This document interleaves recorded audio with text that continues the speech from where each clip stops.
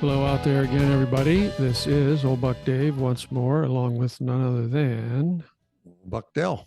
Buckdell. That would be you. Welcome back. Good to hear your voice again. Yep. Sorry we couldn't be in person today, but maybe later today we'll match up at the coffee shop. Who knows?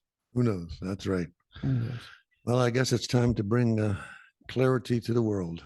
Clarity to the world. Episode 109. Yeah. I'm actually, sometimes I keep thinking, I mean, when we talk to each other, like I said, it's just still as much fun, but I realize we do have an opportunity to talk to the lots of other listeners. So everybody, this is old Buckdell and Dave, ready to ready to talk about tales, nothing again. Ready to talk about nothing again to the 2 or 3 people that are interested in listening to us talk about nothing. Anyway, well, it's actually more. It's way more than that. I know that, yeah. and right. And it's we're happy with our support group there. It is a group. It is a good group. Hey, you want to do some Stump the Buck again to start off? Actually, I had a couple questions. I'm going to go the one I just came up with a few minutes ago. The other one I labored on for several hours. You know how I get fixated on something for long I do know how you time. get fixated. Kind of scary. So like cutting a mattress in half. Yeah. And then I just had a quick thought a few minutes ago. I said, I'll bet you this would stump old Buck Dave. So I'll try that. You can go first today. You want me to go first? Why not? Okay, this is a simple question. It's a simple question. Hmm. Can you safely lick the jam off of a knife? Oh, jeez. There's going to be this is another story with a bad ending. Can you safely do it? I'm going to tell you. It's a serious question. We do probably. I think you can. Okay, so you're saying yes, you can. Mm-hmm. Now, I hope all our listeners can picture that. And we got to have a caveat. Don't try this at home. Don't try this at home. Jeez. I hope we don't have any young listeners. Right. This is a good idea. So all the old bucks and vixens out there thinking about that, who've done this and, lived to tell about it. I think you can. I think the answer, you're correct. I did not stump you with that question. You can lick. Well, you can lick the jam off of your knife because by answering yes, that means you tried it. I have tried it. Yes, I have done it. Yeah. It wasn't a really sharp knife. We've got some knives here that I would not try it with. But okay, now that's what you have to stipulate, that if you use the right kind of knife, we recommend no serrated edges. And nothing more than your basic butter knife to try that. Nothing that's been sharpened to a razor thin edge. Yeah, or your lower lip will be gone. But you must remember when you do that. Now, this is why I'm mentioning this, because you can, if you believe it's safe to do that. And if you're a professional like I am, of licking, you are a professional. Yes, so many ways of licking. The jam off of the end of a knife. You have to remember what knife you're holding when you do that. That's the only thing you have to be careful of. That's the major important. That's the major thing to think of. So as you age, you tend to forget which knife you're holding. Maybe you use a sharper knife, and maybe another point would be don't lick against the blade. But I'm going to advise people not to even try this at home, because you're not a professional like I am.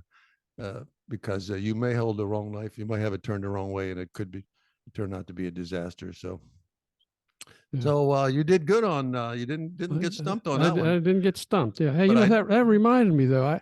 These multi-blade razors. I know you're a special kind of razor guy. You make your own, but I can do it. Yeah. Yeah, you try to replace them with a replaceable blade on the. Of course, and I always drop it. I can't. It doesn't snap on.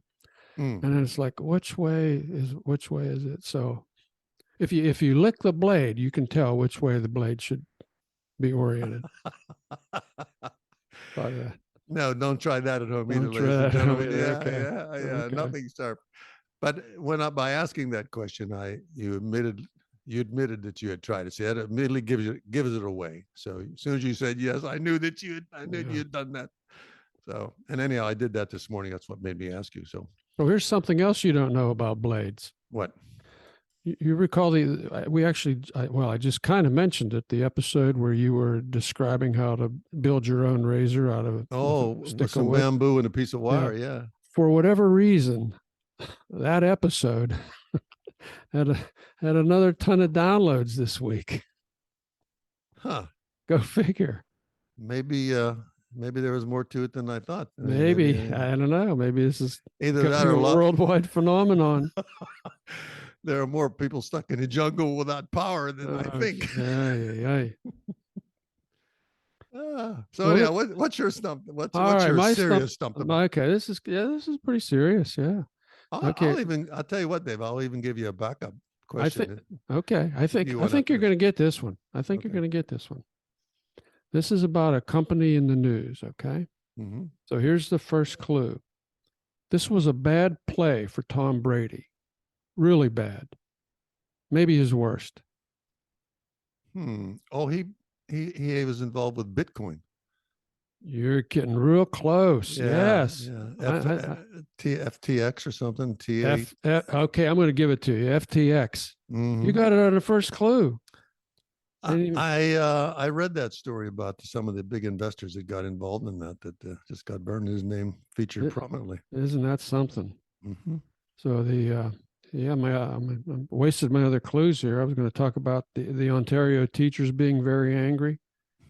Of course, they get caught up in it too. They had 95 million invested in FTX. Yeah, poof, gone. Yeah, and of course the founder is a guy named Sam Bankman-Fried, and he likes to go as SBF. He's SBF who founded FTX.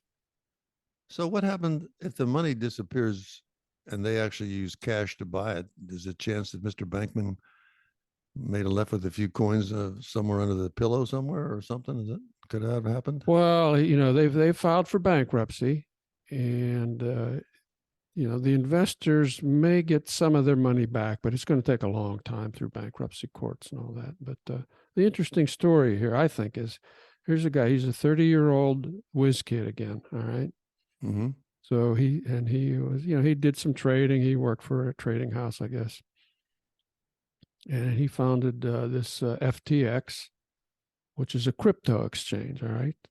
And it's based in the Bahamas, of course. So, But he understood how exchanges and stuff like that worked because he had worked with it. And that's. Yeah.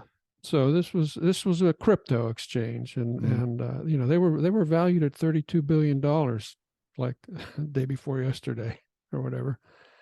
So they provided a marketplace, where customers could buy and sell, and they could store different digital currencies.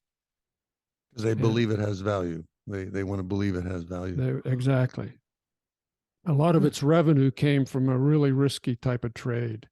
So in which the crypto investors borrowed money to make big bets on the future prices of cryptocurrencies. Okay? Oh boy. That's illegal in the US, by the way. But he's of course, he's headquartered in the Bahamas. So and at the same time, he also had a trading house, okay, which is called Alameda Research. Now, the CEO of this now defunct trading house that went bankrupt the same day is run by his 28-year-old ex-girlfriend who lives with him in the Bahamas in a resort with half a dozen other of their execs. So what happened is Alameda Research made some bad trades. Okay. So they were short on money over there. So he took money from the FTX coffers. There you go. And shuffled it over to Alameda Research to cover them, which that's illegal. And then when people started getting wind that FTX was maybe cash poor, it was basically a run on the bank. All right. And he couldn't cover the withdrawals. So they had to file for bankruptcy. And so there were some big venture capitalist firms that should have known better. A couple of them put some big bucks in. He had nobody on the board. Okay. Normally when these VCs What a bunch of red flags. Yeah, when these VCs invest some big money in a company, they want a board seat or two. No, nobody did any of that. Okay, so now he went from, his personal wealth went from like 25 billion to zero overnight. And well, he must have had somebody was tipping the bellhops. I mean, there had to be some kind of coins, real coins floating around to even pay the room rent, I would think. Anyhow, well, the real coins were coming from the people that were putting money into FTX. There you go. So I think somewhere so there's he was tapping the kitty and using the money to cover bets in another company. I'm betting right now there's a mason jar full of rolled up hundreds, rolled up bitcoins. Yeah, somewhere buried somewhere in his backyard there. So anyhow, I have no sympathy for those guys. I think it's risky business. So. Yeah. So let me finish this discussion off. I'd be interested to hear what people say about this whole thing. So feel free to write us at where, folks. It's at the end of the liner notes. Yep, BUCKSTWOOLD@gmail.com. That's right. Now, this is our June 9th, 2021 episode. This would have been season 2, episode 23. And this is what we said, and this is a quote. Bitcoin is backed by people keeping their fingers crossed. It's like a pyramid scheme. There we are, ahead of the curve again. We're ahead of the curve. I can't tell you. The world should be listening to Toolbox. I think we're more famous than we think. I think in our own minds, yeah. Yeah. We're legends. Well, that's true too. So that's true too. So I have something else I want to let me go ahead. Clear this. This is what my original, until I discovered on the jam knife thing, I was wanted to ask you. Have you ever heard of Brian Houghton Hodgson? Hodgson. Hodgson. I can't say that. Can't say that I have. Give me a hint. Okay. In context. In 1832, he penned some writings. He wrote some stuff that maligned forever a mythical, cuddly, furry creature with just 2 words. He wrote something down that maligned a mythical, furry creature with just 2 words. Do you know what those 2 words were? 1832. The 2 words would way have been, back then. He did. 1832 was. Hey, let me give you the first clue. Boy, you're on me today. This is good. I like it. Yeah, this was the one I worked on for 8 hours. So, have you ever heard of the lamlambo? Is that an African dance? That is an African name, but it's from a. If you say do not swim in this lake, the lamlambo will get you. That implies. Is that like a boogeyman? Yeah, this mythical spirit was going to come up and drown you or something. It was okay. It was a way to put the fear. So, the person or the mythical creature that I'm talking about is from Middle Asia, and 2 words: malign this creature forever. Middle Asia. It's a mythical creature. Mm-hmm. I'm writing this down. Mythical creature. And I'll tell you why I chose Middle this. Asia, 2 words. Mm-hmm. Panda bear. No, that's a real creature. Never mind. It's not. I didn't know that isn't maligning. I mean, just tag this mystical creature. And the other day, the words that he used, I said, geez, that just doesn't seem fair. So what was the 2 words? A Middle Asian mythical creature. Middle Asian mythical creature. Boy. He's the mythical creatures. I'll narrow it down for you. It's from Nepal. Oh, would that be was it the Yeti? No, he called it the abominable. The abdominal snowman. The abominable snowman. And that struck me. That offended me. Think about that. He called this creature abominable and snowman. So in those 2 words, he describes a creature gives it all the, it's snow, man, and abominable. So I'm thinking, so it's already got yeah, two, why couldn't two he say strikes against us? yeah, why couldn't he say like a little hairy mountain fairy or something? And so this abominable snowman has been living with this moniker for all my lifetime. You know what I mean? Way back then. Like a monkey on its back. Yeah. Yeah. I mean, it was like totally unfair to do that. And what if you started adding the word abominable? What if you start putting that in front, that abominable tree koala? Oh, wait, but why did he call it an abominable snowman? I don't know why he called it abominable. So it's a mythical creature. It's the Yeti. It's the mythical creature, and it's always got man-like features. Apparently, when they do this, like the Sasquatch and all that. But we didn't call the abominable Sasquatch. Say so that three times really backwards fast. Yeah, I mean, what if he would have named it a hairy, like I said, a hairy mountain fairy? Then this creature would have had a different. It would have had a better chance. You had a better chance of having a. Could have gone to better schools. Yeah. Yeah. Yeah. Yeah, it had a better chance. So no, they call him straight up front. They call him abominable, and then of course, I guess they had to give him man-like creatures and then ape-like creatures and all this stuff like that.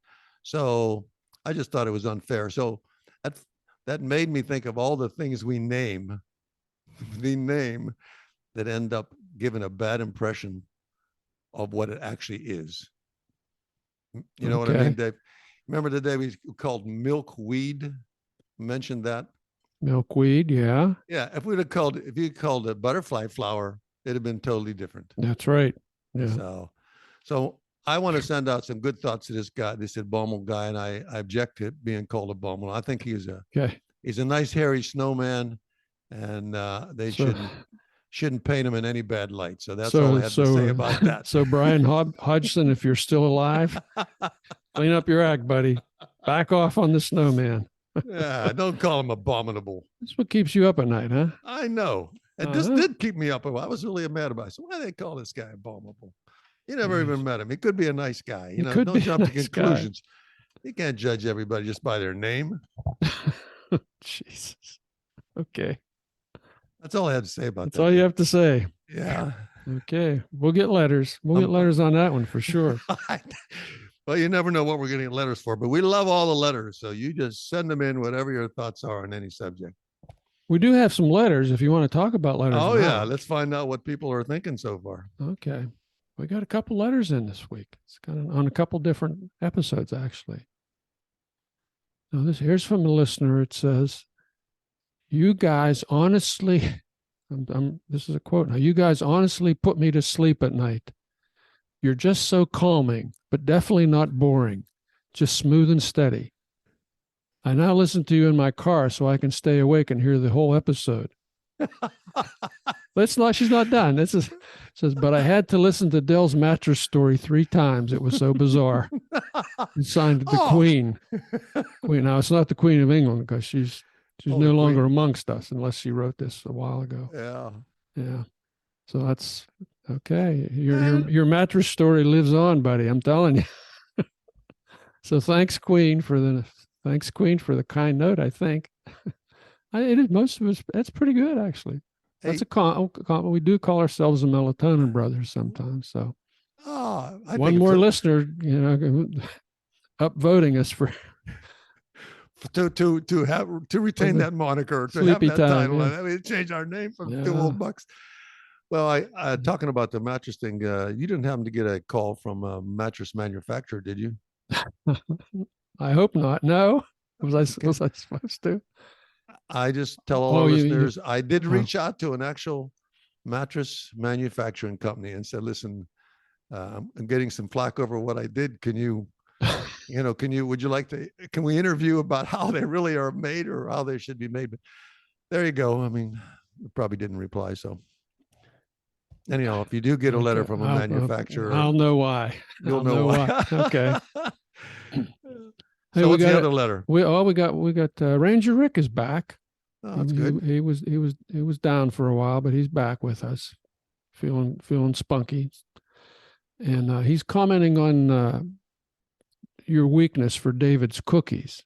All right, he says And he says boxes of cookies usually post the serving size, a warning of sorts for those who tend to binge.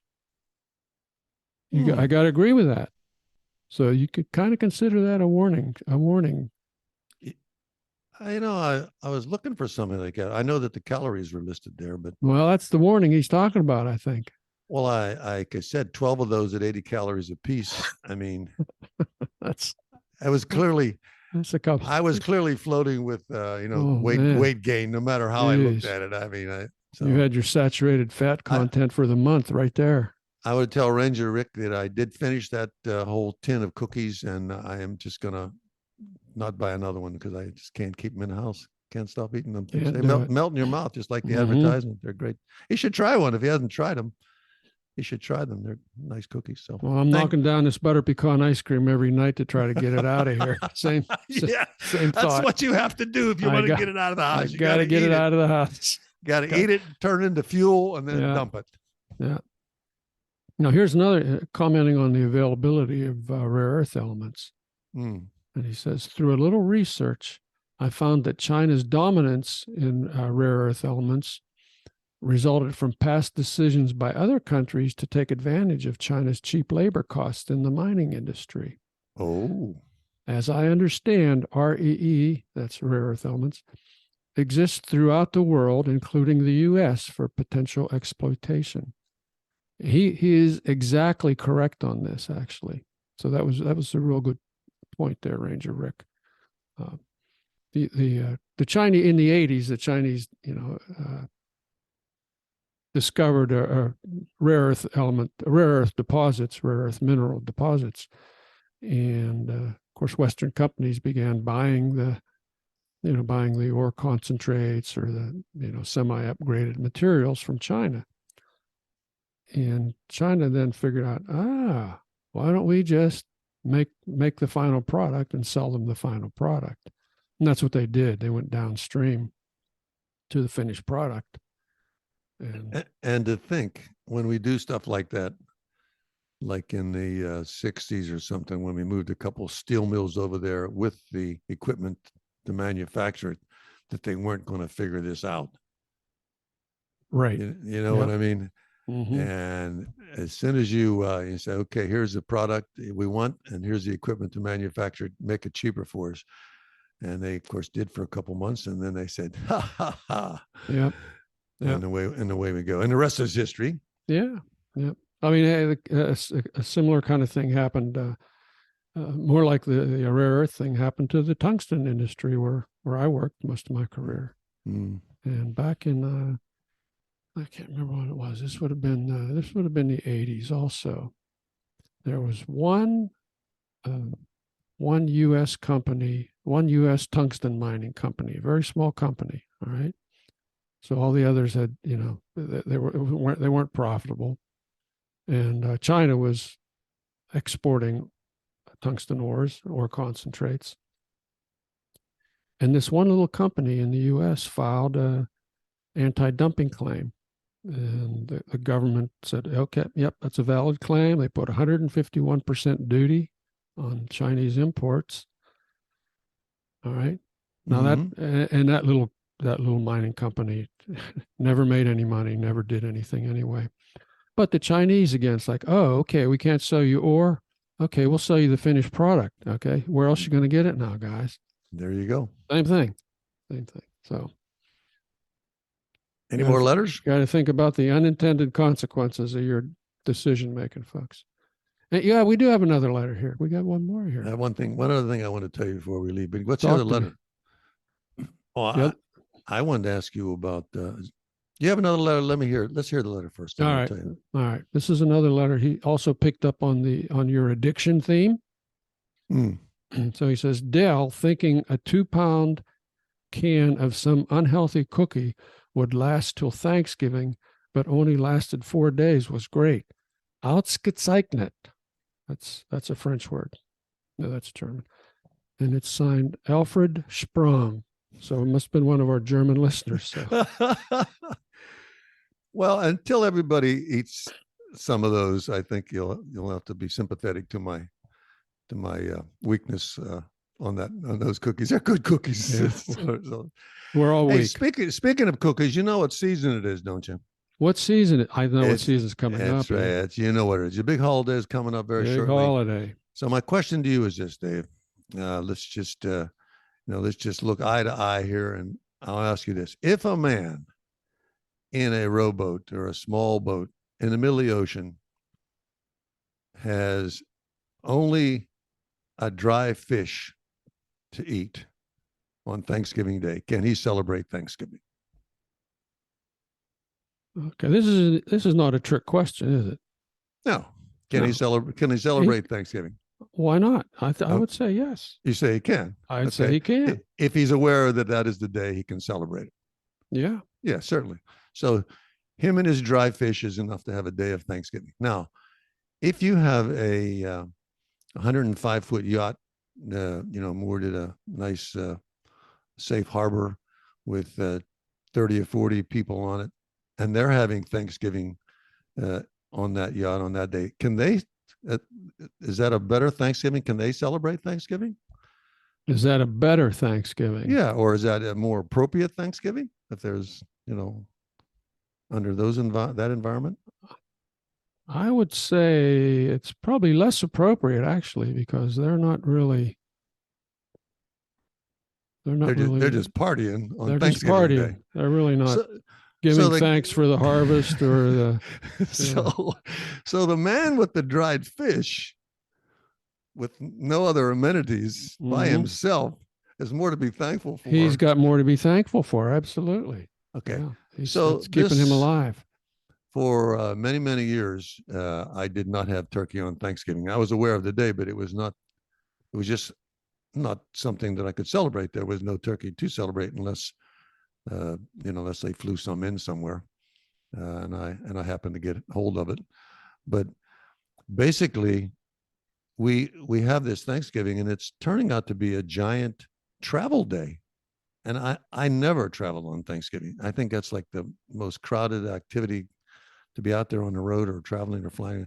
So this thing has just turned out an opportunity to, I guess, take 3 days off, make a long weekend, and take Friday off and go visit somebody. So are we really being thankful anymore, or is this just a giant excuse to travel and eat turkey? Oh. And why turkey? Why just turkey? Why turkey? Well, I'm questioning the whole thing. A lot of questions wrapped up here. You really I am a lot to unravel in this seemingly innocent statement here. Yeah. So I'm coming apart at the why turkey? Turkey's up. The price of turkey's up 75% versus a year ago, something like that. Yeah. Now there's a big movement in parts of Pennsylvania to replace turkey with frittatas for Thanksgiving dinner. Feeling it's much more. Well, why not? I mean, why can't anything you eat, and the stipulation being, okay, there must be more than 4 people, to qualify. Yeah, let's set some parameters here. It must be 6 people to declare Thanksgiving. Otherwise, it's just a meal. What happened to the guy in the boat? Well, he's allowed to do it. You just knocked him out of contention. Well, I mean, he's the only one officially allowed to do it because he's thankful for the dried fish. Okay. I guess there's some logic the rest there. of us, the rest of us are going to travel to 1,000 miles and spend $600 on airfare and do all this stuff just for one meal. Do you remember when you was a kid what Thanksgiving was like? I do. When you was like 12, I think it seemed like the most fun time I was. The relatives come over, we go to their place and eat a lot of dry turkey. It's like relatives are still alive. Yeah. Relatives are all alive. Yeah. They all came over. I used to eat. I thought it was a miracle that all that food appeared. I didn't know how it got there. I just ate like a pig. Then I usually left to go play basketball or go hunting or do something. You know what I mean? But I thoroughly enjoyed all the fixings. Ate more than I should, and then over time I saw how much work was involved in that, and so it kind of that is a lot of work. A lot of work. So and I think most people really don't like turkey or not crazy about turkey. I mean, I eat turkey, I don't know, maybe once a week, and ground turkey. I make meatballs or turkey burgers or meat sauce for pasta, something like that. But boy, oh boy, most turkeys are not great. Well, And it's kind of a dry. they've tried all these, chemical injections and fake butter and all this stuff. But Well, all I know, I was questioning the whole thing because many years we didn't actually celebrate Thanksgiving. Now, not that we didn't get together, not that a bunch of us American expatriates would be not together. We just didn't have access to those things or cranberries or traditional stuff. Not that I don't like that, but I live near a restaurant where I can literally buy that entire Thanksgiving meal every day of the week. mm-hmm. It's their standard fare menu, and I can even buy a complete kit. I can order it, stand in line, and walk out the door with everything you would need for one 25, 30, 40-minute meal, and then turn the football game on like you're supposed to or something. Yeah. Whatever's playing on Thanksgiving Day. Hey, I can remember a memorable Thanksgiving of mine. It wasn't in my youth, but this was not, when I was working, and a British guy that I worked with. This was when I was working with the International Trading Association. We had to go to China. They wanted us to come over.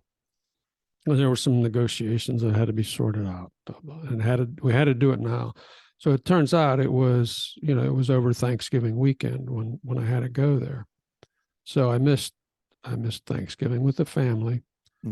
But a couple of these Chinese guys took the two of us out to dinner, and they had a duck, and they said, we can't get turkeys here, but we try to give you guys a little bit of a Thanksgiving because we know this is an important holiday for you guys. So I thought that was, well, it wasn't for the Brit, I guess, but so that was pretty nice. I was going to say there's a memorable Thanksgiving, and there was no turkey involved at all. No turkey involved. Yeah, the duck was great too. Yeah, I'll be darned. There you go. Hey, I just wondered now to think about it. Ben Franklin, he wanted the turkey to be our national bird. And he was in favor of that over of course, the bald eagle was adopted. I wonder if we'd beaten all this turkey if the turkey had been actually named our national bird. Now, that's something you'd think about. That's something you'd think up. Actually, I don't. That would have been nice, but we would have ended up hunting it. I mean, turkeys are still hunted in many, many states. I think wild turkeys are fun.